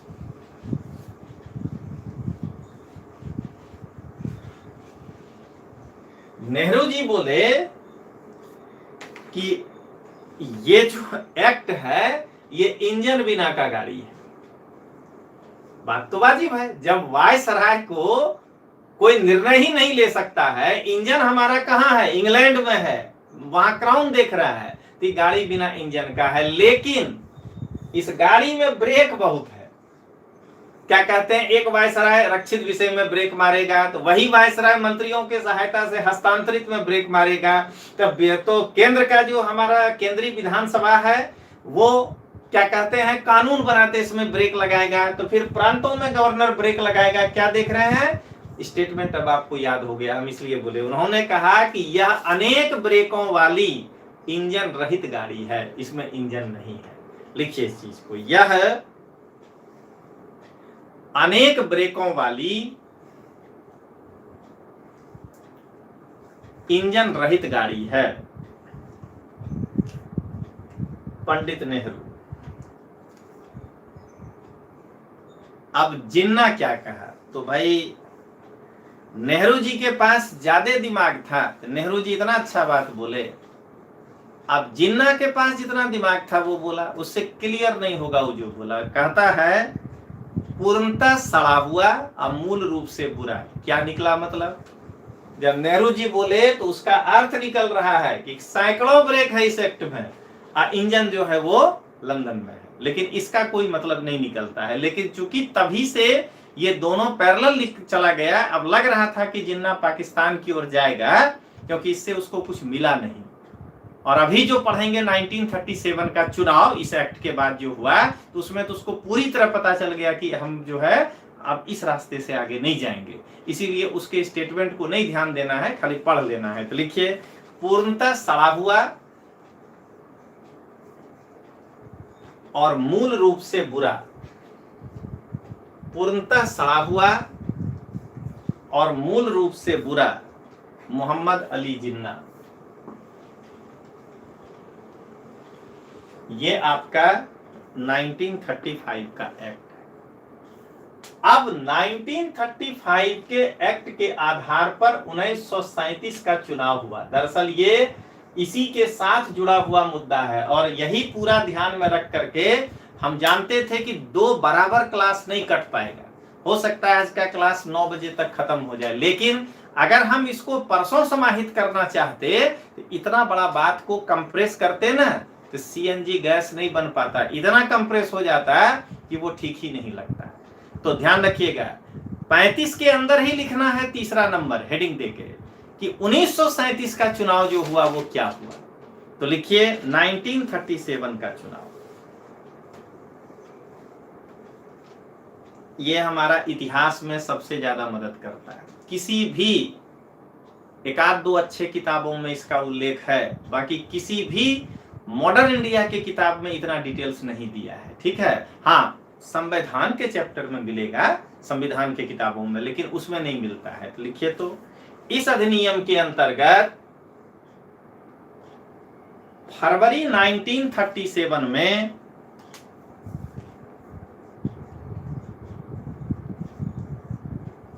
ग्यारह प्रांतीय विधानमंडल में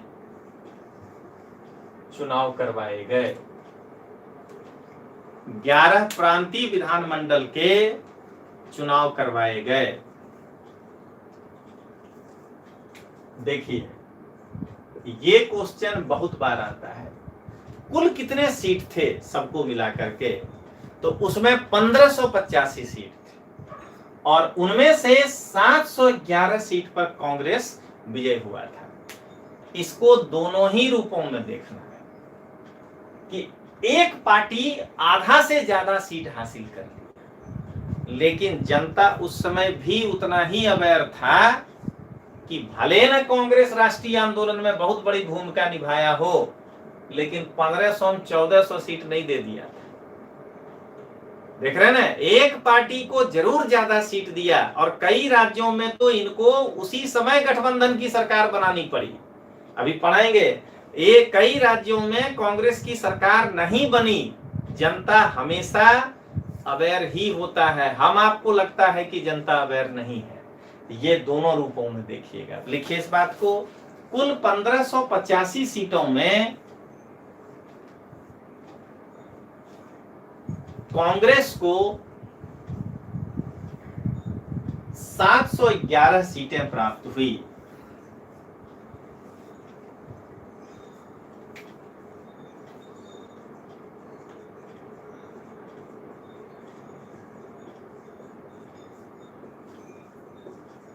देखिए, मध्य प्रदेश को उस समय मध्य प्रांत कहते थे और उत्तर प्रदेश को उस समय संयुक्त प्रांत कहते थे। तो याद करिए, मध्य प्रांत में द्विसदनात्मक नहीं था विधानसभा, इसीलिए हम 6 का नाम लिखाने में मध्य प्रांत नहीं बोले थे।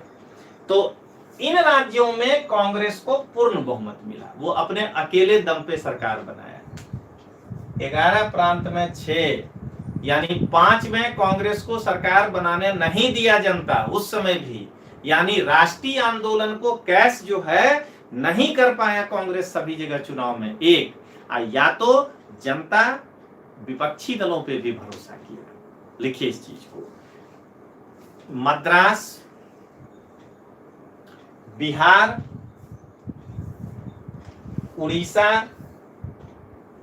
मध्य प्रांत और संयुक्त प्रांत में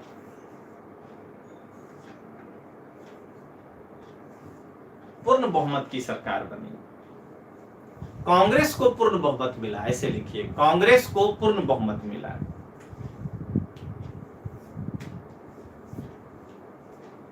बंबई में क्या हुआ कि बहुमत मिला, पूर्ण नहीं मिला, बस 50% से थोड़ा सा ज्यादा।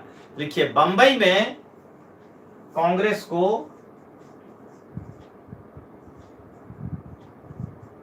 175 में से 86 सीटें मिली।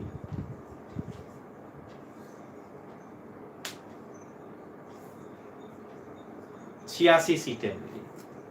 फिर लिखिए, असम और पश्चिमोत्तर सीमा पर,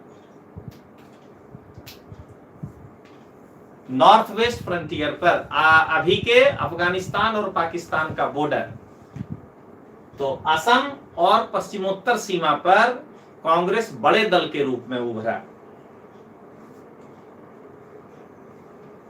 यानी इन राज्यों में कांग्रेस बड़े दल के रूप में उभरा।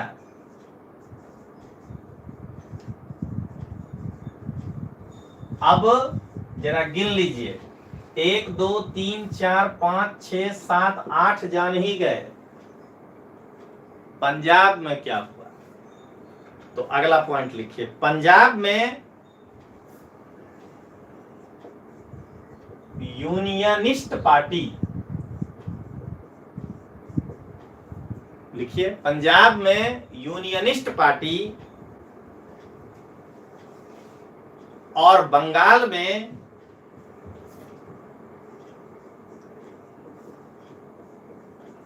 कृषक प्रजा पार्टी एवं मुस्लिम लीग की गठबंधन की सरकार बनी। मुस्लिम लीग की गठबंधन की सरकार बनी।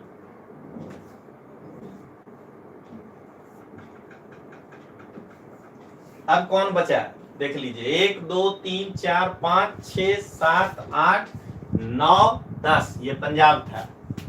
एक अभी भी बच गया है। देखिए, आपको क्यों लिखा है, इसी बहाने आपको प्रांत का नाम भी याद हो गया। तो अब जो पढ़े थे कि बंबई से सिंध को अलग कर दिया, तब वही न बचा। सिंध में किसी को नहीं मिला गठबंधन, तो अंत में वो जो मनोनीत सदस्य होते थे ना, उनके साथ मिलजुल के ये लोग सरकार बनाए। लिखिए, सिंध प्रांत में सरकारी सहयोग तथा गठबंधन के द्वारा सरकार स्थापित किया गया। सरकार स्थापित किया गया। अब जरा जाने, ध्यान दीजिएगा, केवल अगर संविधान को सोचकर हम पढ़ा रहे होते तो ये चार्ट आज आपको नहीं लिखाते, लेकिन मॉडर्न इंडिया में ये प्रश्न आता ही आता है। इन 11 प्रांत में मुख्यमंत्री कौन बना था, जरा उसको देखें। तो इसलिए ऐसा करते हैं कि 4 हेड बनाते हैं, क्रम संख्या, प्रांत, मुख्यमंत्री और वो किस पार्टी से संबंधित था। गुजराती में पक्ष लिख लीजिएगा और यहां मुख्य प्रधान लिख लीजिएगा गुजराती में। पहला मद्रास, ये देखिए चक्रवर्ती राजगोपालाचारी। अब न आपको हाईलाइट होने लगेगा कि अरे यही तो वायसराय बने थे स्वतंत्र भारत के पहले, भारतीय को हम याद करते हैं। देख रहे हैं ना क्या अनुभव था इनको। लिखिए पार्टी थी कांग्रेस। अब इसमें तो आपको पहले ही पढ़ा दिए हैं कि ये दलों को बहुमत मिला था। बंबई,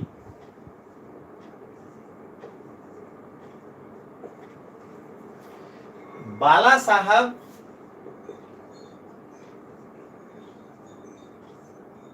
गंगाधर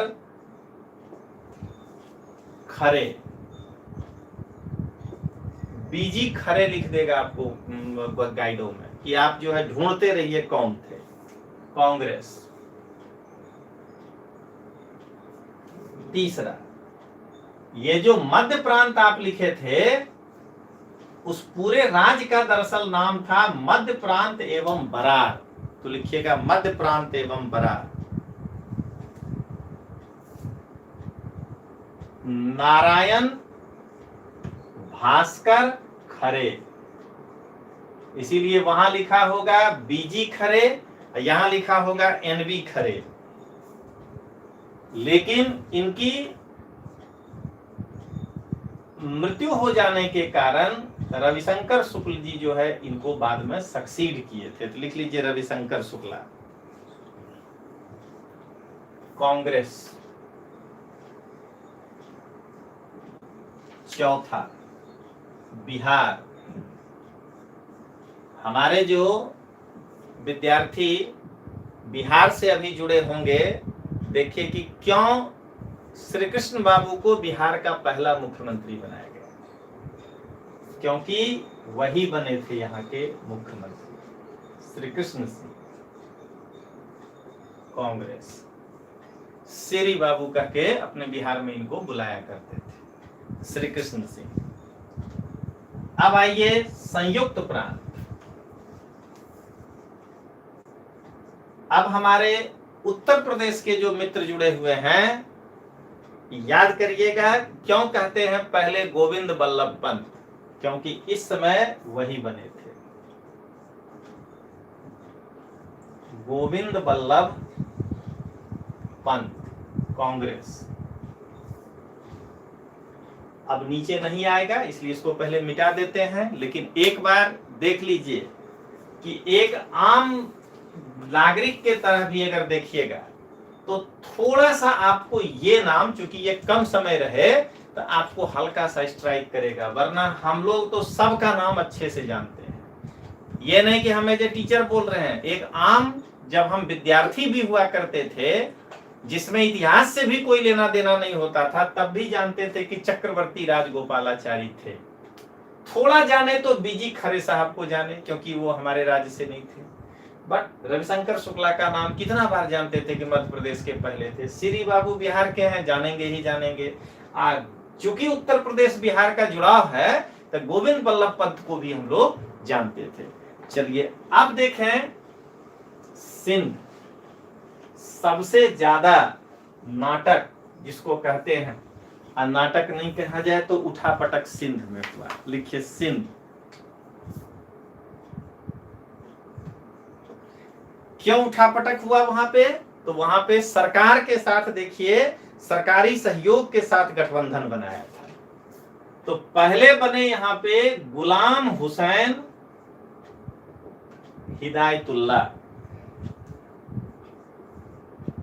गुलाम हुसैन हिदायतुल्लाह ये थे मुस्लिम पीपुल्स पार्टी। मुस्लिम पीपुल्स पार्टी। लेकिन चूंकि गठबंधन की सरकार थी, ये साल भर भी नहीं चला और गिर गया। तो लिखिए 1937 से 38। तब बने अल्लाह बख्श सुमरो। ये थे इत्तेहाद पार्टी। पाकिस्तान में आज भी चुनाव में इसकी नाम आती है, इसका देख लीजिएगा, इत्तेहाद पार्टी। ये 1938 से 40 तक रहे, फिर सरकार गिर गई, मिलीजुली सरकार थी। अब बने मीर बंदे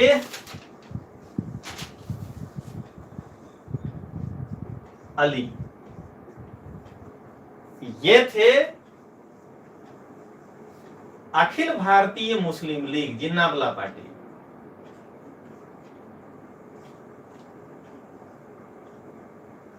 और ये जो है 1940 से 41 रहे, फिर जिन्ना अपना रास्ता पकड़ लिया। इसलिए यहाँ पे क्या हुआ कि ये लोग इस्तीफा दे करके यहाँ पे जो है निकल गए। अब देखें, इतना हो गया, फिर से बदलना पड़ेगा। अब देखें उत्तर पश्चिम सीमा प्रांत पर कौन मुख्यमंत्री बने। लिखिए उत्तर पश्चिम सीमा प्रांत।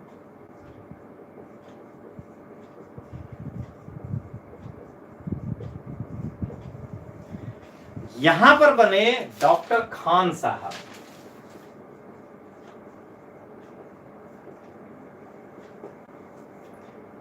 ये किसी पार्टी की सरकार नहीं थी, यहां पे मिली जुली सरकार बनी थी, कोएलिशन गवर्नमेंट जिसको हम लोग कहते हैं। असम,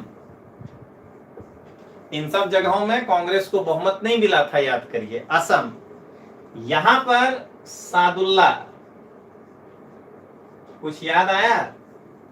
सैयद मोहम्मद सादुल्ला, संविधान सभा में ड्राफ्टिंग कमेटी, सादुल्ला। लेकिन जब ये थोड़े दिन बाद इस्तीफा दे दिए तो गोपीनाथ बारदोलोई, मिली जुली सरकार। उड़ीसा, इस चुनाव के बाद कौन बने मुख्यमंत्री? विश्वनाथ दास।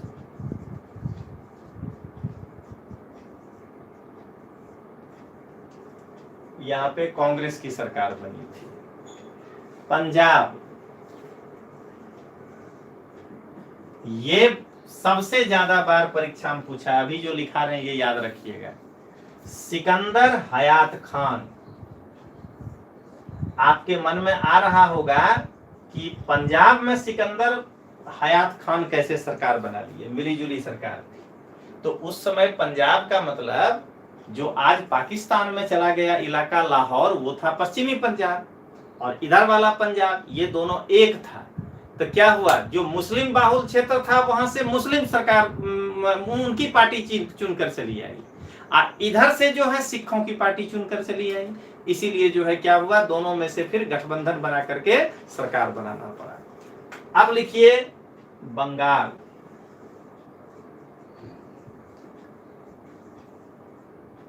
फजलुल हक, यहां के बारे में तो आप पढ़े ही थे कि मुस्लिम लीग और कृषक प्रजा पार्टी मिलकर के सरकार बनाया था। ये था 1937 के चुनाव का परिणाम। अब आगे बढ़ने के पहले हमारे जो पुराने छात्र हैं, खास करके गांधीनगर वाले पुराने विद्यार्थी, भावनगर वाले पुराने विद्यार्थी, और हमारे अहमदाबाद विद्यार्थी के, अहमदाबाद के ब्रांच के एकदम कोर कमेटी के विद्यार्थी, जरा आज अब क्लास के बाद एक बार हमको व्हाट्सएप पे बताइएगा कि जो पिछली बार आपको पढ़ाया और इसमें कितने का चेंज है। हम हमेशा कहते हैं, आज भी मैं नाम नहीं बताऊंगा, लेकिन मेरे पास भावनगर से हमारे एक विद्यार्थी प्लस वो क्लास भी चलाते हैं, वो हमसे मिलने आए थे। हम लोगों को कोई दुराव नहीं होता है कि वो क्लास चलाने लगा तो हमारा दुश्मन हो जाएगा। तो जब बातचीत शुरू हुई तो उनका यही प्रश्न था कि सर जीपीएससी में गुजराती मीडियम का लड़का क्यों नहीं आ पा रहा है। तो हम अहमदाबाद के आज ब्रांच गए हुए थे, तैसे ही बैठे हुए थे, तो हमने उनको बुक दिखाया। हमने कहा कि ये देखिए, ये है इंग्लिश मीडियम में, नाम अभी नहीं बताएंगे आपको, उसका स्पेशल सेशन रखेंगे। ये देखिए इंग्लिश मीडियम का लड़का इस किताब को पढ़ता है, और गुजराती मीडियम का लड़का एक बार हिंदी के भी अच्छे किताबों को पढ़ना नहीं चाहता है जीपीएससी देने के पहले। वो केवल और केवल गाइड के पीछे पड़ा हुआ है जो गुजराती मीडियम का लड़का है। इस कारण से वो फाइट नहीं कर पा रहा है इंग्लिश मीडियम वालों के सामने। और हम मजाक में कहे थे कि, और वो हमको सीरियस भी लगा बाद में, कि कहीं ऐसा ना हो कि जैसे अपने आईएएस के रिजल्ट के समय शौक हो जाते हैं कि गुजरात से 8 ही लोग पास किया, 11 ही लोग पास किया, तो कहीं आने वाले दिन में जीपीएससी में अपने शौक ना हो जाए कि गुजराती मीडियम के 20 ही लोग पास हुए क्या।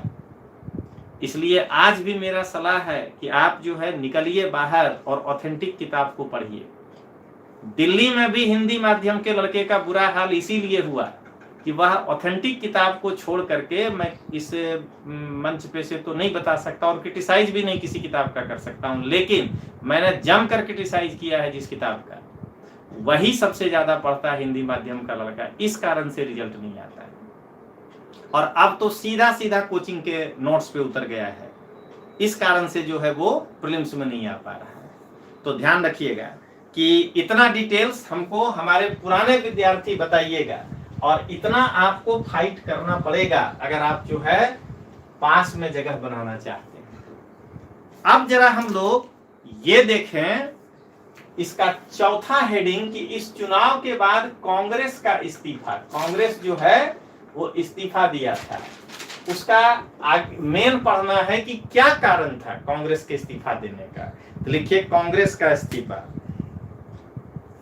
कहा जाता है जब आप, मैं नाम लूंगा तो ऑथेंटिक किताब होगा जिसका नाम लूंगा, जब आप बिपिन चंद्रा साहब की किताब पढ़ेंगे भारत का स्वाधीनता संग्राम, जब आप उस किताब को खोलेंगे 1857 से वो किताब है, तो आपको ये लगेगा ही नहीं कि आप किताब पढ़ेंगे, आप नोवेल पढ़ रहे हैं। कभी खोल कर देखिएगा कितना बेहतरीन लाइन है। 11 मई 1857, दिल्ली की सड़कों पर सवेरा अभी उतरा ही था, जिंदगी की हलचल अभी शुरू ही हुई थी, तभी सिपाहियों का एक दस्ता राजघाट की ओर से यमुना पुल पार करता है। उसे सामने दिखाई देता है चुंगी दफ्तर, सिपाहियों ने उस दफ्तर में आग लगा दिया। अब आगे आगे दिल्ली, आगे आगे ये सिपाही और पीछे पीछे दिल्ली की भीड़, ये वही सिपाही थे जो एक दिन पहले, यहाँ यही है दिमाग लगाना होगा कि 10 मई को मेरठ में हुआ था, ये वही सिपाही थे जो एक दिन पहले मेरठ में अपने कमांडेंट का आदेश मानने से इनकार कर दिए थे। सिपाहियों का यह दस्ता राजघाट दरवाजे से लाल किले के अंदर प्रवेश किया और मुगल अंतिम बादशाह को शहंशाह हिंदुस्तान घोषित किया। पैराग्राफ खत्म। तो आज जो है इतनी अच्छी किताब को छोड़ करके आधा से ज्यादा टेलीग्राम, तकलीफ होता है देख करके, आधा से ज्यादा फेसबुक, व्हाट्सएप, कौन कौन घटिया लेखक का नाम बता बता करके कहता है कि इसको पढ़िए। तो आप जब बिपिन चंद्रा साहब की किताब पढ़ेंगे तो उसका हेडिंग है कांग्रेस शासन के 28 माह, और उसमें वो एनालिसिस किए हैं कि क्या हुआ है, वो पूरी एक चैप्टर है।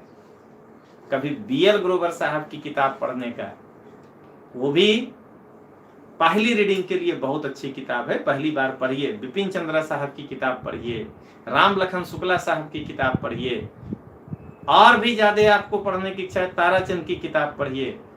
अगर आपके अंदर पढ़ने की भूख है तो, आप पन्ना पलटने की भूख है तो जो टेलीग्राम व्हाट्सएप पे चलता है वही करिए। तो ध्यान रखिएगा कि कांग्रेस शासन के 28 माह।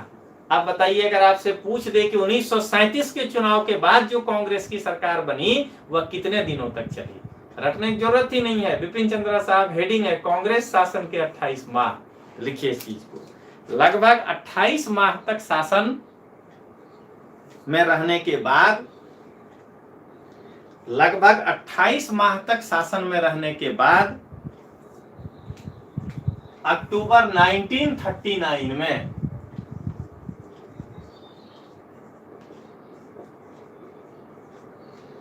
कांग्रेस ने इस्तीफा दे दिया। कांग्रेस मंत्रिमंडल ने, ऐसे लिखिए, कांग्रेस मंत्रिमंडल ने 8 राज्यों से इस्तीफा दे दिया। कुछ जगह मिली जुली सरकार बनाया, कुछ जगह उसका बड़ा बहुमत था उस पर बनाया, कुछ में पूर्ण बहुमत था। तो कांग्रेस ने 8 राज्यों से इस्तीफा दे दिया। अब जरा हम जानने का प्रयास करें कारण। यहां तो आपको हम ऑब्जेक्टिव परीक्षा के हिसाब से पढ़ा रहे हैं कारण, चंद्रा साहब को पढ़िएगा, अंग्रेजी हिंदी दोनों माता है, इसीलिए हम लोग जो है एकदम शांत हो गए हैं। हिंदी माध्यम के बच्चे जो डिटोरिएट हो रहे हैं ना, वो नजर से देख रहे हैं कि किस कारण से। ये 13 के बाद जो नए टीचरों का बाढ़ आया है, वो जो जर्सी जैकेट पहन के पढ़ाने वाला टीचर, वही परेशान किया है। स्लाइड बना के पढ़ाना, अरे स्लाइड काहे बनाते हो, स्लाइस बना के खिला दो ना, अच्छा रहेगा। वैसे टीचरों के कारण आज जो है मामला डिटोरिएट हुआ है। तो ये जो है आज भी जो बहुत अच्छे टीचर हैं, वो हमसे भी बहुत अच्छे हैं, वो बहुत कम इस पे आते हैं, क्योंकि उनको मालूम है कि उनके साथ लड़के नहीं, अपने आप को सम्मानजनक रिटायरमेंट ले लो लेकिन उनसे मत लड़ो। तो ध्यान रखिएगा, वहां कारण अच्छे से दिया है। मैं आपको यहाँ 1-2 कारण बताता हूं। देखिए, सबसे पहले ध्यान रखिएगा कि किसी भी आदमी को ना बोलना है, कोई भी कारण हो। उसमें सबसे बड़ा कारण है कि वो कोई एक तात्कालिक कारण पकड़ता है। मान लीजिए मेरा ही अपना चचेरा भाई है नवनीत, अब वो मेरे साथ रहता है, वो कहेगा कि सर भैया हम जो है घर चले जाएं, तो हम तात्कालिक कारण पकड़ेंगे। उसको कारण कुछ और होगा कि मत जाओ, तात्कालिक पकड़ेंगे कि घर में जाके क्या करोगे। तो कांग्रेस भी पहले एक तात्कालिक कारण पकड़ा, क्या? तो द्वितीय विश्व युद्ध में हमसे बिना पूछे आप भारतीयों को क्यों शामिल कर लिए, पूरे भारतीय उनके साथ खड़े हो जाएंगे। ये था पहला तात्कालिक कारण। तो लिखिए इस चीज को, बिना कांग्रेस की सहमति के भारत को द्वितीय विश्व युद्ध में शामिल किया जाना, द्वितीय विश्व युद्ध में शामिल किया जाना। कांग्रेस कहा कि भाई हम 8 राज्यों में 11 में से सरकार बना के बैठे हैं, हम केंद्रीय विधानमंडल में भी चुनाव लड़के बहुमत में हैं, तो भारतीयों को शामिल कर रहे हैं तो उसके रिप्रेजेंटेटिव से तो पूछिए। आप हमको बाईपास करके, दरअसल अगर उसको कानूनी पहलू में देखिएगा ना, तो वायसराय उसको रक्षित विषय में रख करके और अपने कार्यकारिणी के साथ निर्णय ले लिया। ठीक है, इस विरोध में कांग्रेस ने इस्तीफा दिया। दूसरा कहा कि अगर हमको नहीं भी लिया सरकार हमसे कोई क्या कहते हैं एडवाइस, तो युद्ध का उद्देश्य तो बताए कि भारतीयों को क्यों शामिल कर रहे हैं। आपके यूरोप में धुरी राष्ट्र और मित्र राष्ट्र बन गया, आपको जर्मनी से परेशानी हो सकती है और इटली से, भारतीयों को इसमें क्यों शामिल कर रहे हैं, इसका उद्देश्य बताइए। तो लिखिए दूसरा, कांग्रेस द्वारा युद्ध के उद्देश्य की घोषणा करने की उपेक्षा।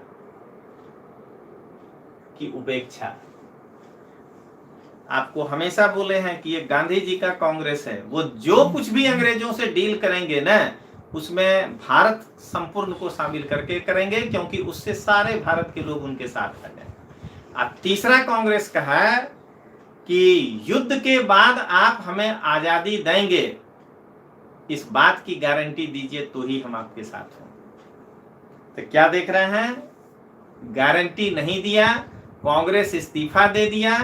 खाली सुनते जाइएगा, कांग्रेस इस्तीफा दे दिया, इसलिए भारतीयों को संतुष्ट करने के लिए अगस्त प्रस्ताव लेकर के आया अंग्रेज। वो समझ गया कि अब हम बाहर के मोर्चे पे लड़ें कि यहां लड़ें, उस अगस्त प्रस्ताव के इसलिए काट में गांधी जी कहे भारत छोड़ो आंदोलन, इतना इसलिए बोल रहे हैं कि ये दो कॉन्स्टिट्यूशन का पार्ट नहीं है। हम लोग क्रिप्स मिशन अगला पढ़ेंगे कल के क्लास में। तो क्या देख रहे हैं कि ये घटना सब जुड़ा हुआ है। 35 के एक्ट से तो कांग्रेसी भी खुश हो गए कि सत्ता मिला, ये बाद का बात, अब हम अपने हिसाब से राष्ट्रीय आंदोलन को चला पाएंगे क्योंकि हम विधानमंडल में चुनकर आए। लेकिन वो 28 महीने के शासन में देख लिए कि कोई भी उनको जो है नहीं मिला फायदा, तो वो निकलने के प्रयास में ही थे। उनको ये सेकेंड वर्ल्ड वार एक मौका मिल गया और उसको राष्ट्र का विषय बना करके कांग्रेस अलग हुआ था। इसलिए अंग्रेजों को डर लग गया कि अगर हम कुछ लॉलीपॉप नहीं देंगे भारतीयों को, जो अगस्त प्रपोजल था, तो हमको जो है भारतीय किस आधार पे सेकेंड वर्ल्ड वार में सपोर्ट करेगा। गांधी जी को लगा कि कहीं ये चीज जो है जनता को बरगला नहीं दे ये, तो गांधी जी शुरू हो गए अंग्रेजों भारत छोड़ो डू और डाई। और इसलिए जो है उस युद्ध काल में ही क्रिप्स मिशन आएगा हमको अच्छे से संतुष्ट करने के लिए। लेकिन क्रिप्स मिशन में संवैधानिक बात है, इसलिए हम आपको संवैधानिक बात समझाएंगे, ठीक है। और वो दो फिर इतिहास में पढ़ाएंगे। तो अंतिम लिख लीजिए तीसरा, कांग्रेस द्वारा युद्ध के उपरांत भारत के स्वतंत्रता की मांग की उपेक्षा। कांग्रेस द्वारा युद्ध के उपरांत भारत के स्वतंत्रता की मांग की उपेक्षा। और अगला और अंतिम कारण लिखिए कि जो सोचा गया था भारतीयों के द्वारा, जो हम हर में लिखा रहे हैं, 1909 में भी लिखाए थे, 19 में भी, कि भारतीयों की आकांक्षा को अभी भी ये पूरा नहीं कर पाया। इसके बाद भी लगा आपको कि हमको कहां आजादी मिला है। लिखिए 1935 का एक्ट भारतीयों के आकांक्षाओं को पूरा नहीं कर पाया था।